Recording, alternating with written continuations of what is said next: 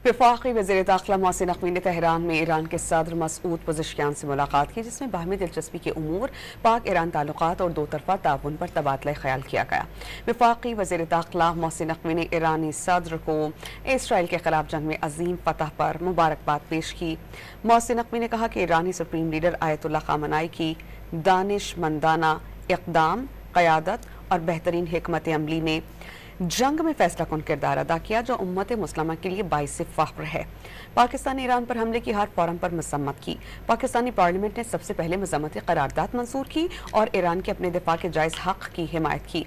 मोहसिन नकवी ने वज़ीर आज़म शहबाज शरीफ की जानिब से ईरानी सदर को नेक ख्वाहिशात और एहतराम का पैगाम पहुँचाया। इस मौके पर ईरानी सदर मसूद पज़ेश्कियान ने कहा कि पाकिस्तान के साथ ताल्लुकात को इंतहाई अहमियत देते हैं।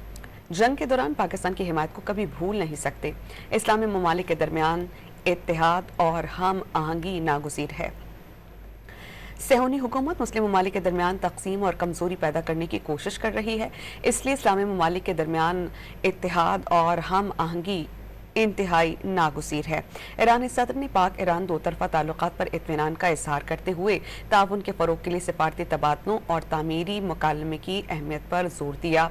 उन्होंने जंग के दौरान पाकिस्तान की मुखलिसाना हिमायत पर शुक्रिया अदा करते हुए कहा कि दोनों ममालिक के पास ताउन को फ़रोग़ देने के बेपनाह मौक़े मौजूद हैं।